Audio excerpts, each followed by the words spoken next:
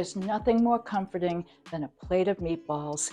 It doesn't matter what kind, but today I'm making one of my favorites, beef stroganoff meatballs. They're going to have wonderful caramelized onions and sauteed mushrooms and a really rich and delicious sour cream gravy. I think you're going to really love this. You can have this with buttered noodles or some boiled potatoes or roasted potatoes or just by themselves.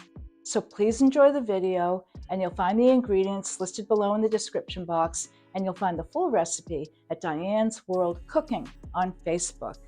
Please find me also on Instagram and TikTok. Thanks a lot, and thanks for watching.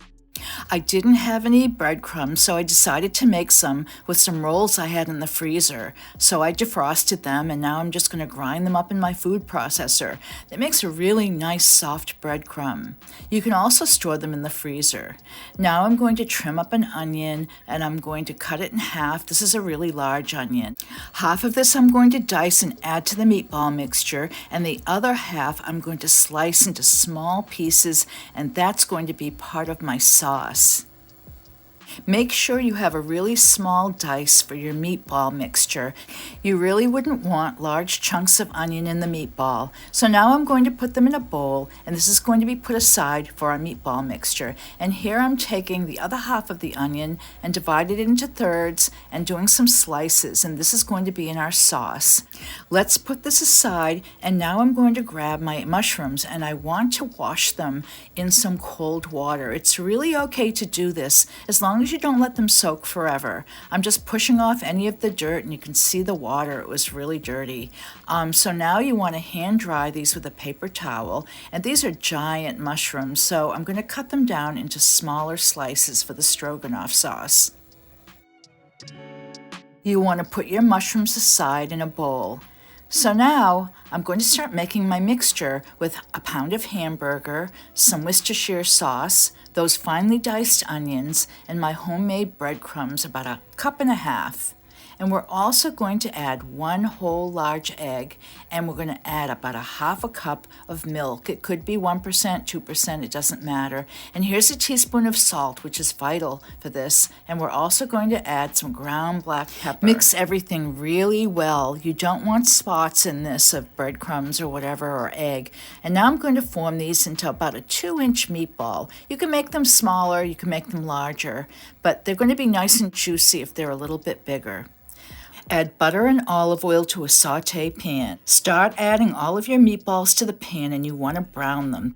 Now I'm only going to brown them, and I'm going to finish them off in the oven, and that makes them really juicy rather than stressing them out and trying to cook them all the way. They might be a little sticky, but you're going to want that stuff on the bottom later for your sauce. So I've got my oven at 375, and I'm going to bake the meatballs, for about 15 minutes.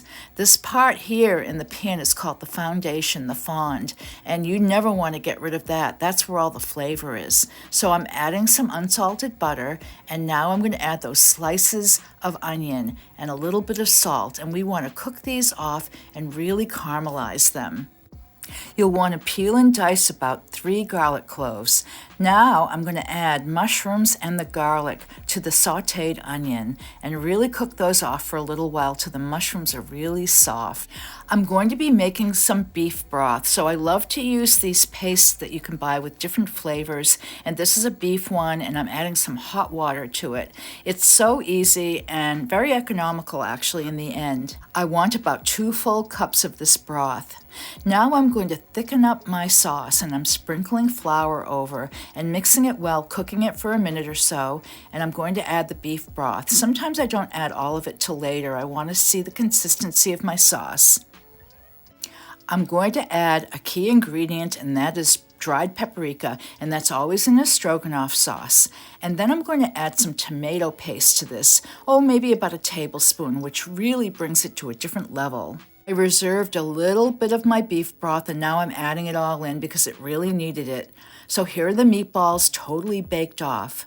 We're going to add them to this beautiful bubbly sauce in a minute, but now I have to add my sour cream. I have 1 cup of sour cream, and this is going to make the sauce incredible. So just stir that in. You want to put this in more towards the end. I'm adding a little more paprika, as you can see, and some ground black pepper, and here go the meatballs. Mix all of your meatballs with the sauce, but guess what? I forgot the Worcestershire sauce, so you can add it at the end like I'm doing if you want. It's 1 tablespoon. I gave it a taste, and I felt I needed 1 more tablespoon. And that did the trick. It is so good. Well, the beef stroganoff meatballs are done, and of course it's time for my taste. These smell so wonderful. I don't have any buttered noodles, but I really wish I did. Let's give them a taste. You could put some parsley on this too, or a little bit of fresh dill would be wonderful. You could sprinkle it with a tiny bit more of paprika. The sauce was really good, but I think hitting the meatball with the sauce is going to make a real big difference. So let's give it a try.